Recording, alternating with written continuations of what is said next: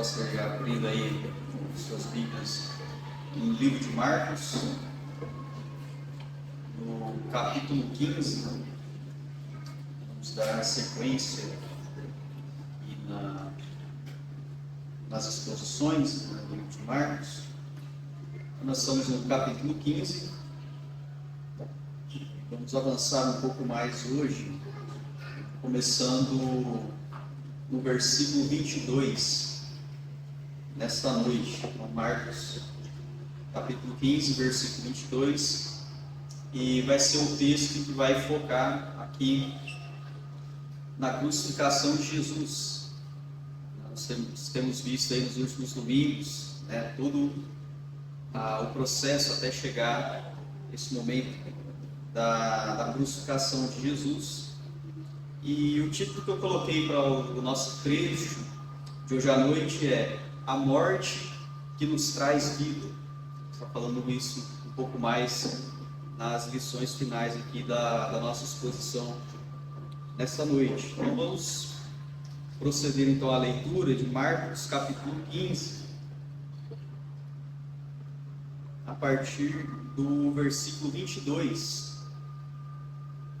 Marcos 15, a partir do versículo 22. Levaram Jesus ao lugar chamado Gólgota, que quer dizer lugar da caveira. Então lhe deram vinho misturado com mirra, mas ele não bebeu. E o crucificaram, dividindo as roupas dele. Tiraram sortes para saber com que cada um iria ficar. Eram 9 horas da manhã quando o crucificaram. E assim estava escrito na acusação contra ele, o rei dos judeus. Com ele crucificaram 2 ladrões, um à sua direita e outro à sua esquerda. E cumpriu-se a escritura que diz: ele foi contado entre os transgressores. Os que passavam lançavam-lhe insultos, balançando a cabeça e dizendo: ora, você que destrói o templo e o reedifica em 3 dias, desça da cruz e salve-se a si mesmo. Da mesma forma, os chefes dos sacerdotes e os mestres da lei zombavam dele entre si, dizendo: salvou os outros, mas não é capaz de salvar a si mesmo. O Cristo, o Rei de Israel, desça da cruz para que o vejamos e creiamos. Os que foram crucificados com ele também o insultavam. Vamos orar. Senhor, agradecemos por esse momento agora que nós podemos meditar a tua bendita palavra.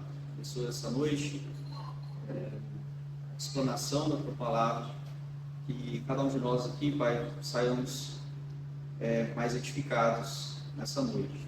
Em nome de Jesus oramos. Amém.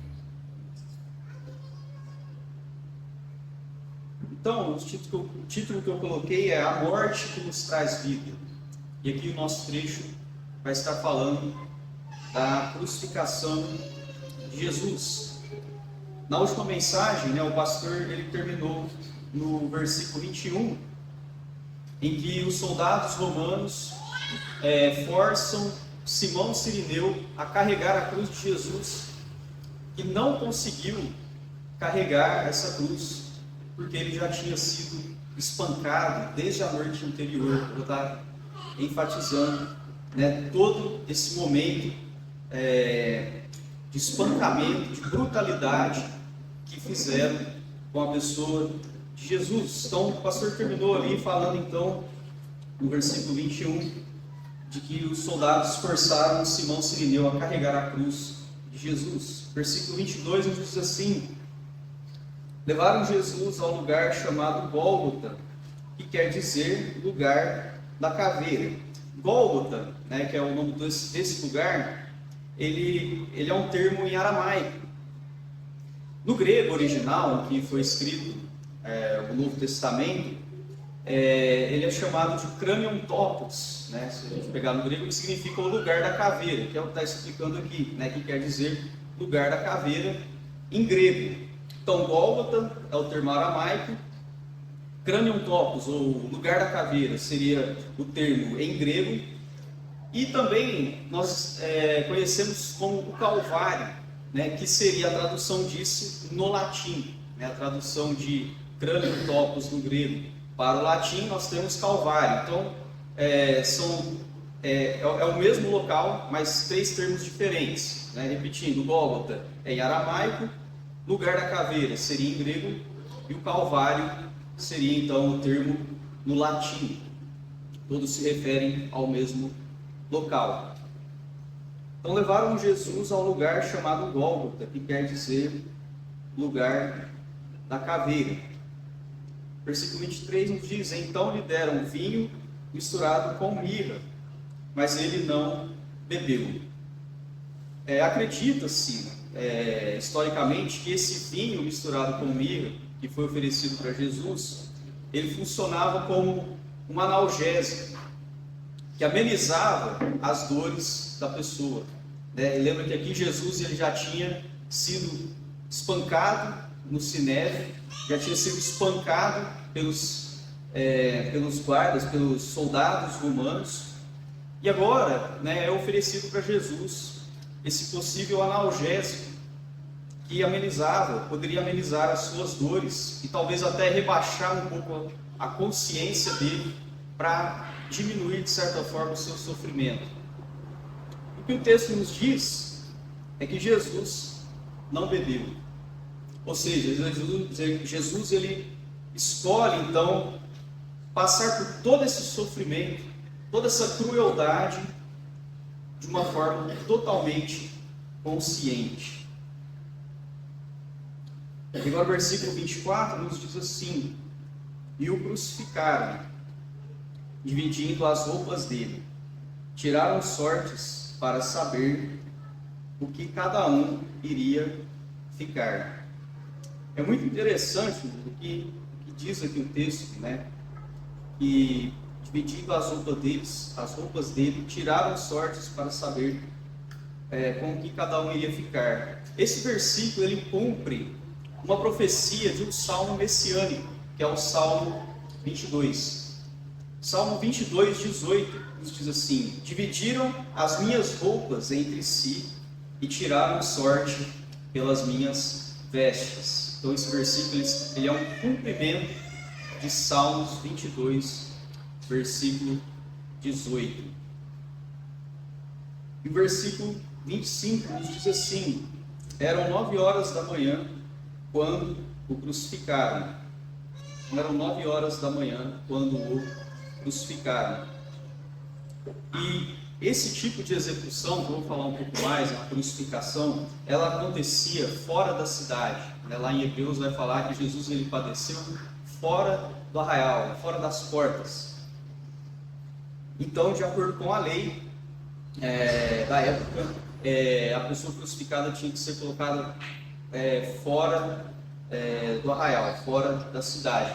Eu queria trazer aqui para os irmãos nessa noite alguns fatos sobre a crucificação, porque a gente às vezes passa muito batido, fala Jesus morreu na cruz e nós não entendemos a dimensão e o tamanho da barbaridade que era uma morte por crucificação.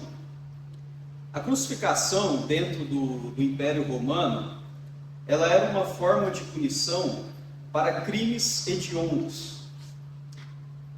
Então era uma punição, uma pena de morte para crimes hediondos. A morte por crucificação era uma morte completamente brutal. A pessoa que era crucificada podia levar de 2 a 3 dias para morrer. E a crucificação, ela era um instrumento de tortura. Imagina a pessoa sendo torturada durante 2 a 3 dias, até morrer. Então a pessoa era torturada até a morte. No processo podia-se morrer de algumas formas: por hemorragia, asfixia ou esgotamento físico. A pessoa lutava até o último momento pela sua própria vida. E era uma forma de punição, então, que era uma barbárie, era uma brutalidade sem fim.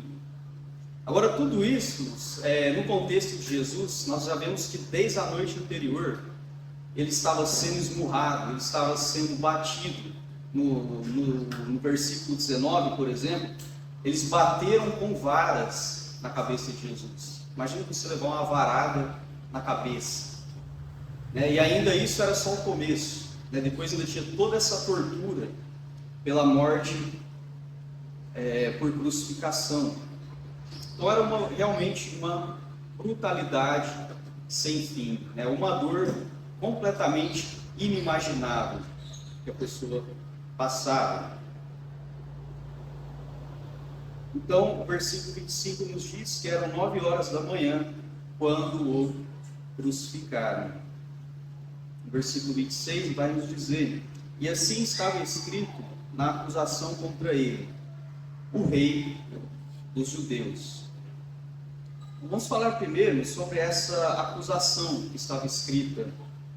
Aqui no versículo 26 estava escrito uma acusação contra ele. Essa acusação era o motivo ou a razão pelo qual a pessoa havia sido crucificada. Era como se fosse a sentença de morte naquela época.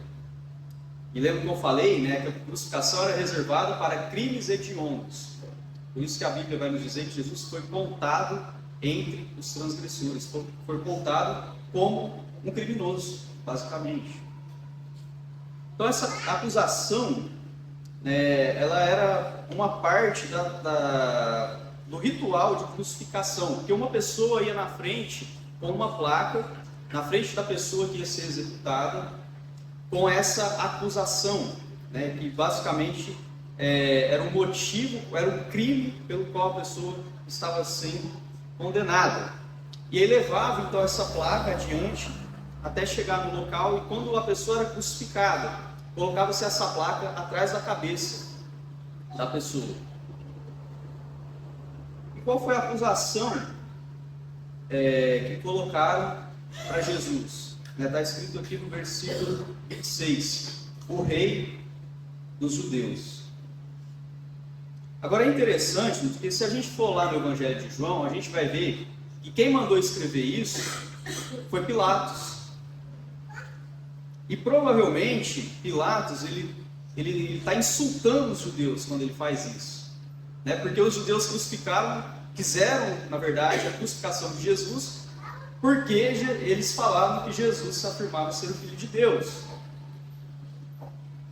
Então lá em João 19, se os irmãos quiserem abrir comigo, João 19, a partir do versículo 19, nos diz assim, João 19, 19: Pilatos mandou preparar uma placa e pregá-la na cruz com a seguinte inscrição: Jesus Nazareno, o rei dos judeus. Muitos dos judeus leram a placa, pois o lugar em que Jesus foi crucificado ficava próximo da cidade, e a placa estava escrita em aramaico, latim e grego. Os chefes dos sacerdotes dos judeus protestaram junto a Pilatos.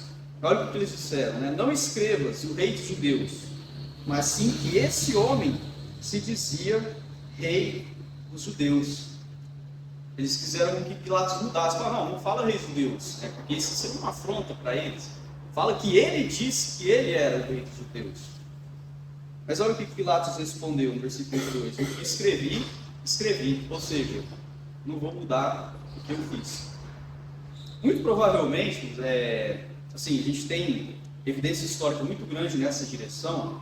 Muito provavelmente Pilatos, ele odiava os judeus, porque lembra que Pilatos, ele é do Império Romano. O Império Romano é o império que dominava aquela região. Então, muito possivelmente, Pilatos, ele odiava os judeus, principalmente os líderes judeus, que foram aqueles que pediram a morte de Jesus. E se a gente vê aqui no Evangelho de João, a gente vai ver que existe uma briga política por trás da crucificação de Jesus. Nós vemos os judeus forçando Pilatos a entregar Jesus, porque eles não podiam crucificar Jesus de acordo com a lei. A lei os proibia de fazer isso. Então eles meio que forçaram Pilatos a crucificar Jesus, porque a gente vê lá no Evangelho de João que Pilatos não achou crime algum em Jesus, e fala o texto que ele estava procurando a ocasião para soltar Jesus. Só que aqui os judeus, de certa forma, com um jogo político, eles incluem a figura de César aqui, para intimidar Pilatos, e eles conseguem essa vitória sobre Pilatos, de forma que Pilatos então perdeu, de certa forma, aqui para os judeus. Então, aparentemente, por trás dessa briga, dessa disputa, o Pilatos ele fala: tá bom, eu perdi essa, mas vocês vão ter que engolir essa. E ele escreveu: Jesus Nazareno, o rei dos judeus. Muito provavelmente, então, para insultar esses líderes religiosos. Então ele está falando assim: agora vocês vão engolir Jesus Nazareno, o rei dos judeus. E os teólogos, quando eles dizem, que quando Jesus coloca quando Pilatos coloca essas palavras, ele está mais ou menos dizendo o seguinte: aqui está Jesus, o rei dos judeus. O único rei que vocês conseguiram produzir é esse rei aqui, que agora está sendo crucificado a pedido de vocês mesmos. Era mais ou menos isso que estava por trás aqui, como se Pilatos esfregasse na cara deles: esse é o único rei que vocês conseguem produzir, e vocês estão pedindo até para ele ser crucificado. E aí Pilatos diz, o que eu escrevi, ou seja, não vou voltar atrás. Isso era uma grande ofensa para os líderes religiosos. Agora, o que é mais interessante é que essa escrita, o rei dos judeus, na acusação aqui contra Jesus, foi escrita em 3 línguas. As 3 línguas que nós temos aqui: o aramaico, latim e grego. E é muito curioso, porque embora Pilatos não tinha a mínima noção aqui do que estava acontecendo em termos espirituais, ele meio que acabou dizendo uma grande verdade para o mundo inteiro em 3 línguas. Não é curioso isso? Eu acredito que isso, acho que é até uma antecipação do que seria o Evangelho, que o Evangelho seria levado a todos os povos e todas as línguas. E eu acredito que Deus, ele talvez esteja até fazendo isso de uma forma proposital, pregando o Evangelho com a morte de Cristo em 3 línguas. Não é curioso isso? Um prenúncio aqui de que o Evangelho seria pregado em todas as nações, e na morte de Cristo, através de Pilatos, uma pessoa totalmente alheia ao que está acontecendo, de certa forma proclama essa grande verdade, que Jesus é rei. Isso é incrível, isso aqui é realmente incrível. Então, talvez até, usando toda a maldade humana aqui, parece que Deus está querendo dizer ao mundo: realmente, este é o rei. O Evangelho já sendo proclamado em 3 línguas na morte de Cristo. Agora olhem os versículos 27 e 28. Diz assim: com ele crucificaram 2 ladrões, um à sua direita e outro à sua esquerda. E cumpriu-se a escritura que diz: ele foi contado entre os transgressores. John MacArthur, ele acredita que quando Pilatos coloca Jesus entre os 2 ladrões, Pilatos provavelmente ele tinha a intenção de insultar ainda mais os líderes religiosos, deixando implícito que o rei deles não era nada além de um criminoso comum. Muito provavelmente isso foi proposital, Pilatos colocou Jesus entre 2 criminosos para deixar implícito querendo dizer o seguinte para aqueles líderes religiosos: o rei de vocês é como qualquer outro criminoso, ele está entre os criminosos. Só que, novamente, por trás de toda essa trama, estão cumprindo profecias. Porque, olha o que diz o versículo 28. Cumpriu-se a escritura que diz: ele foi contado entre os transgressores. Onde que está isso? Isaías 53, 12. Ele foi contado entre os transgressores. Jesus morreu entre dois criminosos. Então olha só, talvez Pilatos esteja fazendo isso para insultar ainda mais os judeus, e mal sabe ele que ele está sendo usado para cumprir uma profecia lá do profeta Isaías, que Jesus, o Messias, seria contado com os transgressores. Eu acho assim, é incrível, eu acho que é de cair o queixo, como que Deus, ele arquiteta todas as coisas, usando até a maldade e as intenções ruins do ser humano para cumprir todos os seus propósitos. Isso não é incrível? Eu acho que é incrível, é uma coisa absurda. Jesus, então, ele foi contado entre os transgressores. Isaías 53, 12. Agora olha comigo a partir do versículo 29. Os que passavam lançavam-lhe insultos, balançando a cabeça e dizendo: ora, você que destrói o templo e o edifica em 3 dias, desça da cruz e salve-se a si mesmo.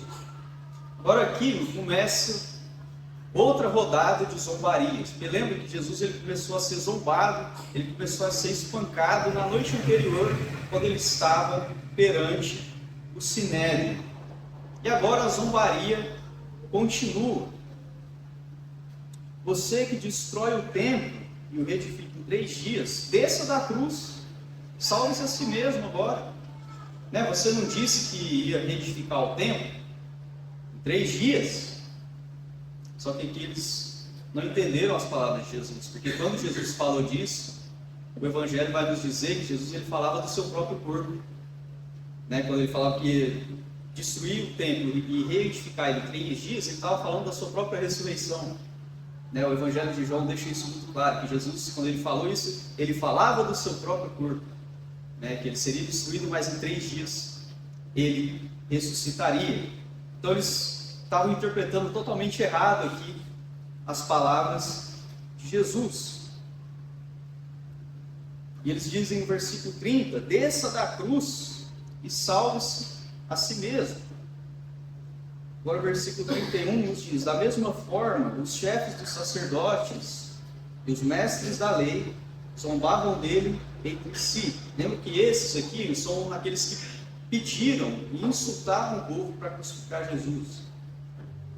Olha o que eles zombavam entre eles: salvou os outros, mas não é capaz de salvar a si mesmo. O Cristo, o Rei de Israel, desça da cruz para que o vejamos e creiamos. Isso aqui é uma grande mentira que eles estão proclamando. Por quê? Não ia adiantar Jesus descer da cruz, porque eles não iam crer de qualquer forma. Por quê? Jesus, ele havia curado qualquer tipo de doença. Jesus havia curado pessoas com espíritos malignos. Jesus havia purificado 10 leprosos.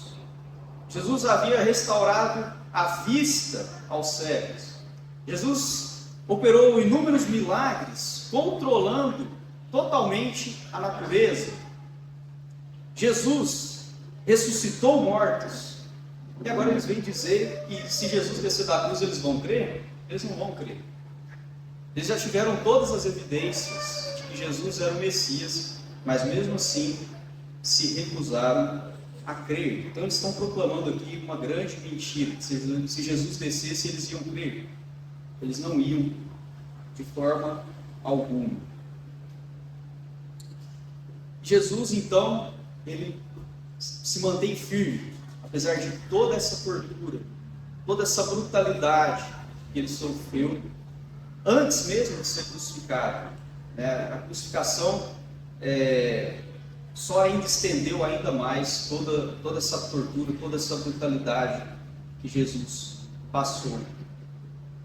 Eu queria destacar aqui pelo menos 4 aspectos do sofrimento de Cristo. Eu enxergo pelo menos aqui 4 aspectos do sofrimento de Cristo. Desde que começou na noite anterior, que ele foi esmurrado no sinédrio, depois espancado pelos soldados romanos, depois todo esse sofrimento até a sua crucificação. Eu vejo aqui pelo menos 4 níveis de sofrimento. Primeiro, o aspecto físico. Jesus, ele foi, como eu disse, torturado, completamente torturado, foi espancado, tomou varadas na cabeça, ele apanhou, foi esmurrado, foi brutalmente espancado pelos soldados romanos. O pastor falou que o texto bíblico aqui, na última mensagem, ele comentou que era um número muito grande de soldados que participaram ali do espancamento de Jesus. Então, um aspecto físico, e depois ser pregado, numa cruz, em que todo o peso do corpo ele está nos cravos. É uma coisa terrível, talvez uma dor que a gente não consegue nem descrever. Então, o aspecto físico de Jesus, o sofrimento de Jesus. O aspecto moral, Jesus ele foi completamente desmoralizado. Vou citar algumas coisas aqui. Jesus, primeiramente, ele foi trocado por Barrabás, que era de fato um criminoso e que merecia aquela morte. Jesus não. Jesus era santo, ele foi trocado por um malfeitor. Jesus foi contado com os transgressores, como nós vimos aqui, na sua crucificação. Ele estava no meio de 2 criminosos. Os zombadores cuspiram em Jesus, tanto na noite anterior, quanto posteriormente. Jesus ele foi despido das suas vestes, que foram repartidas pelos soldados romanos. Jesus, como nós vimos aqui no final do nosso texto, ele foi zombado pelas pessoas enquanto estava na cruz. E ele foi insultado até pelos malfeitores que foram crucificados com ele. Olha no versículo, no fim do versículo 32, nos diz que os que foram crucificados com ele também o insultavam.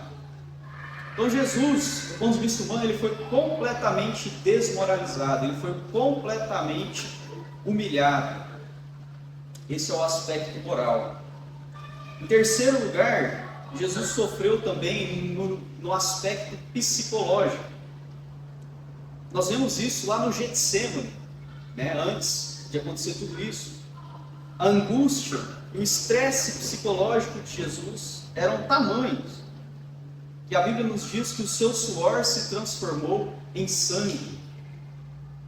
Agora, essa é uma condição psicossomática que é conhecida pela ciência hoje como hematidrose. A ciência explica isso, como que funciona isso, o estresse emocional, psicológico é tamanho, em que isso é descarregado no corpo, esse estresse. E o que acontece? A glândula sudorípara, que é a glândula que produz o suor, alguns microvasos sanguíneos ali se rompem por causa do estresse psicológico. Então, na hora que sai o suor, sai o sangue junto. Então, essa é uma condição psicossomática conhecida pela ciência hoje. Então, Jesus ele passou por uma angústia e um estresse psicológico tão grande, porque ele sabia que tudo que ele ia passar, que a Bíblia nos diz que o seu suor se transformou em gotas de sangue.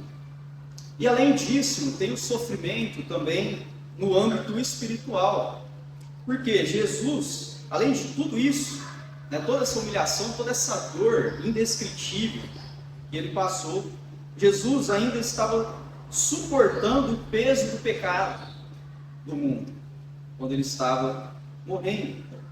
Ele levou sobre si o juízo de Deus sobre os pecados da humanidade. Então nós não podemos esquecer também do aspecto espiritual, né, e do sofrimento, desse nível espiritual, de que Jesus estava carregando os pecados do ser humano em sua morte.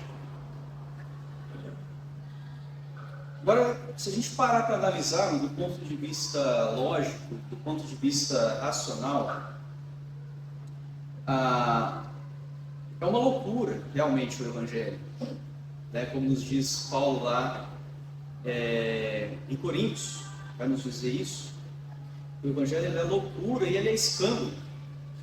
Por quê? Não faz sentido nós falarmos de um rei e morrer dessa forma. Um rei governa, né? Um rei, ele está acima, ele deve ser venerado. O que Jesus mostra para nós é o oposto do que seria um rei do ponto de vista humano. Morrer dessa forma, morrer como um criminoso, ser espancado, ser torturado até a morte, ser insultado, ser zombado de tudo quanto é forma. Não faz muito sentido isso. E depois o cristianismo vai proclamar que Jesus é um rei? Não faz muito sentido isso. Se não fôssemos pela ressurreição, a morte de Cristo talvez teria sido um dos maiores vexames da história. Porque não faz sentido do ponto de vista humano. Porém,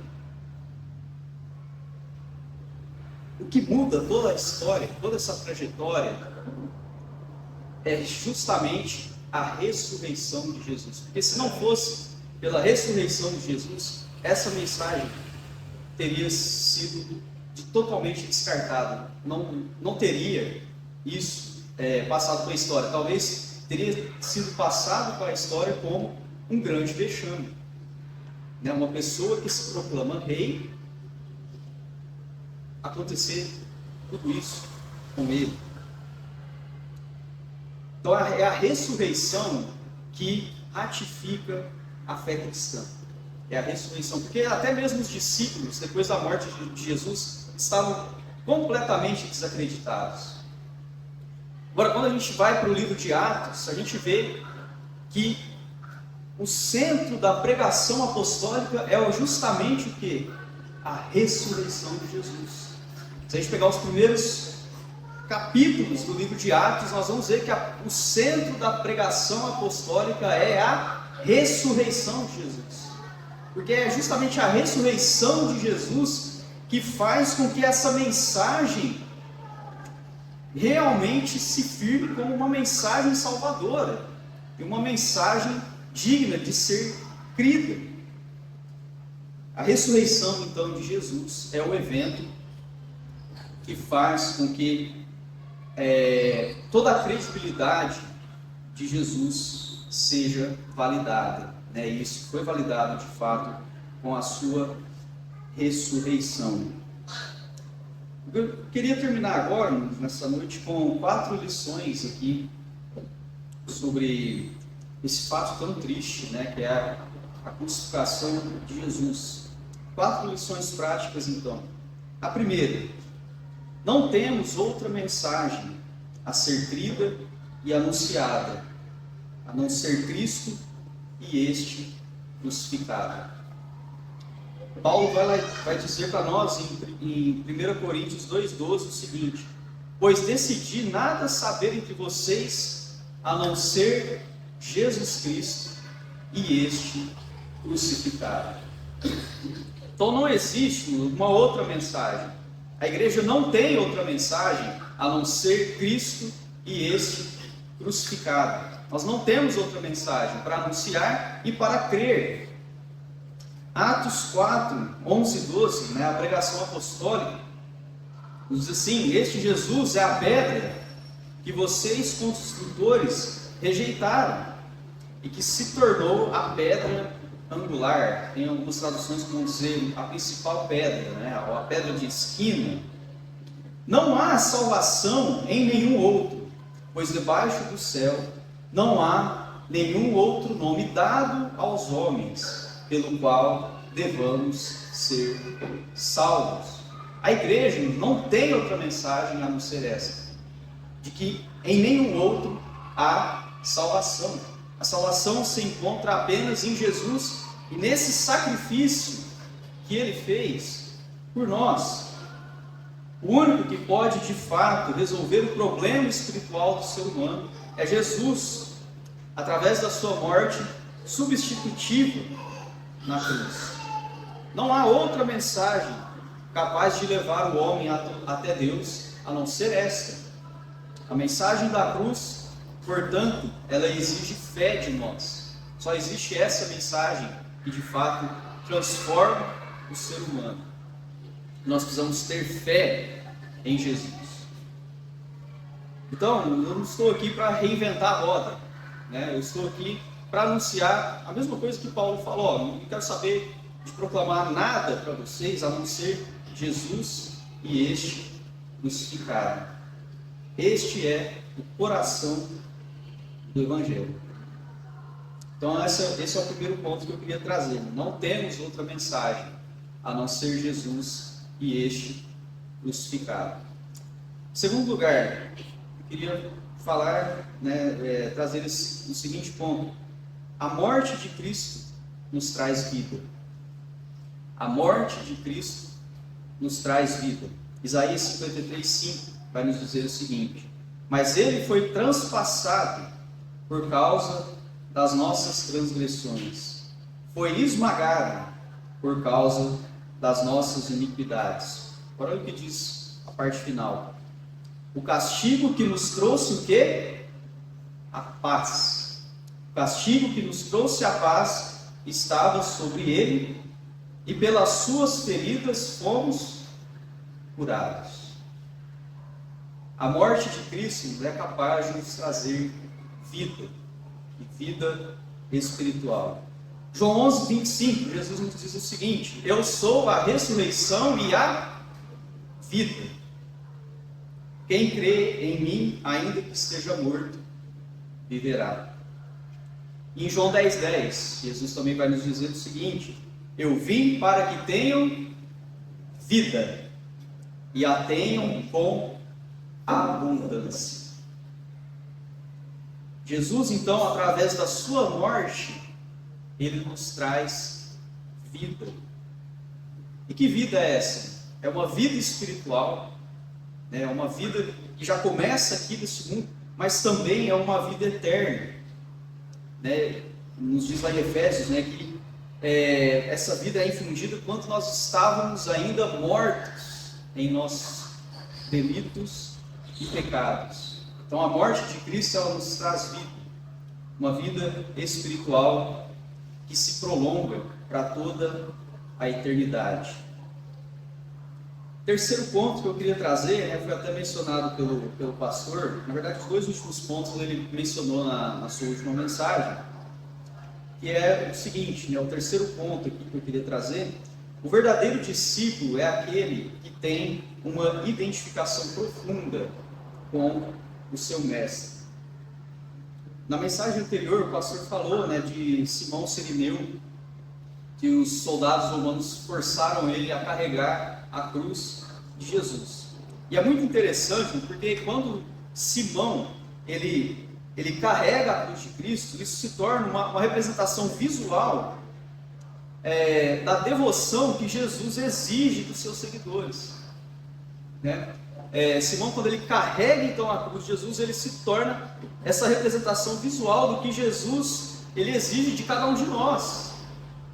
Porque ele diz assim, lá em Marcos 8:34: se alguém quiser acompanhar-me, negue-se a si mesmo, tome o quê?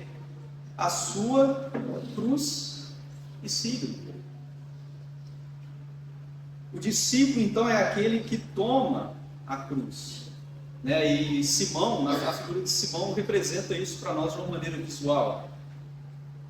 Tomar a cruz, o que significa? Tomar a cruz significa ter uma identificação profunda com Jesus e com seus ensinos. Estamos dispostos a passar pelo mesmo sofrimento e mesmo a humilhação que ele passou, caso isso seja necessário. É isso que Jesus quer dizer quando ele fala que nós temos que tomar a cruz. Nós precisamos dessa identificação profunda com ele, de tal forma que, se for necessário, nós passemos pelos mesmos sofrimentos, pela mesma humilhação e zombaria que ele passou. Em Gálatas 2:20, Paulo nos diz o seguinte: já estou crucificado com Cristo. O que ele quer dizer com isso? Que ele está realmente, ele tem essa grande identificação, essa identificação profunda com Jesus e os sofrimentos de Jesus.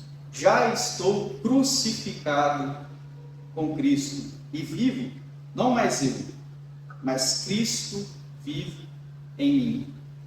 E a vida que agora vivo na carne, vivo-a na fé do Filho de Deus, o qual me amou e se entregou a si mesmo por mim.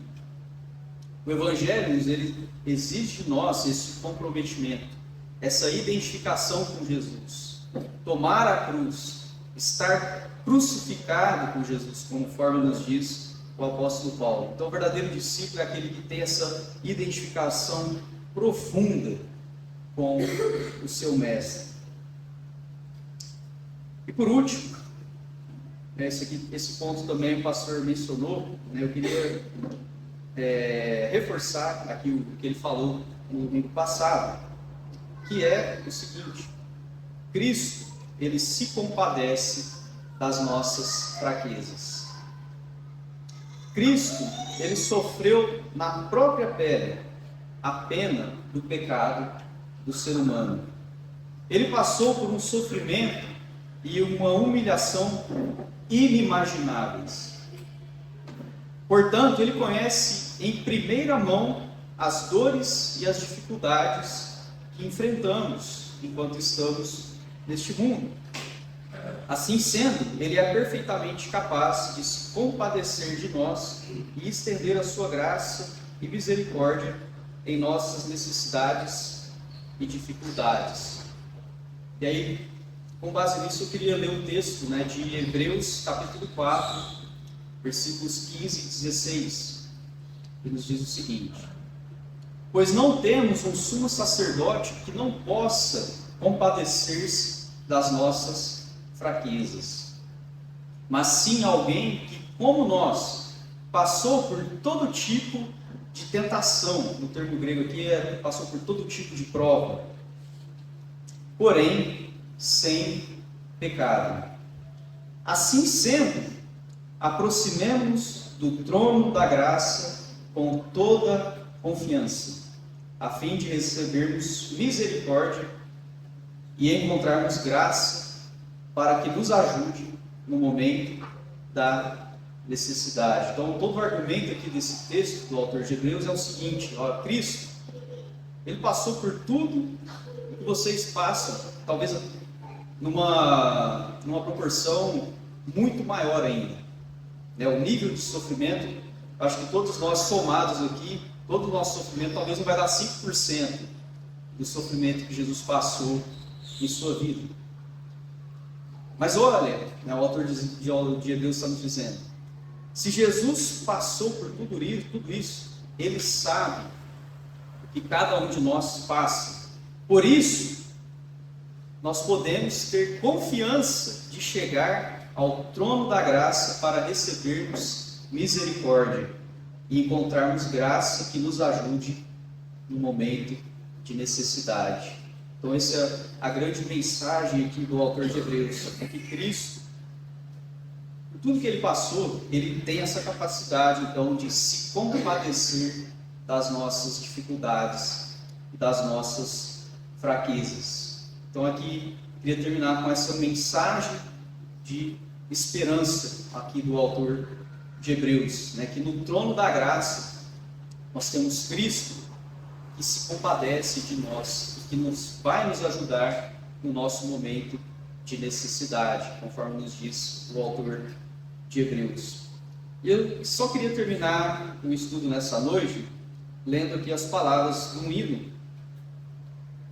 um hino muito conhecido, né? Eu não sei se a letra que os irmãos cantam aqui é a mesma que a gente cantava na Igreja Batista, mas eu vou ler aqui a letra que a gente cantava na Igreja Batista do hino Rude Cruz, né? Só para finalizar aqui, né, como nós falamos aqui da crucificação de Jesus, eu acho que faz muito sentido a gente terminar com esse hino. Nos diz assim: rude cruz se erigiu, dela o dia fugiu, como emblema de vergonha e dor. Mas contemplo essa cruz, porque nela Jesus deu a vida por mim, pecador. Sim, eu amo a mensagem da cruz, até morrer eu a vou proclamar. Levarei eu também minha cruz, até por uma coroa trocar. Desde a glória dos céus, o Cordeiro de Deus ao Calvário humilhante baixou. Essa cruz tem para mim atrativos sem fim, porque nela Jesus me salvou. Nesta cruz padeceu, e por mim já morreu, meu Jesus, para dar-me perdão.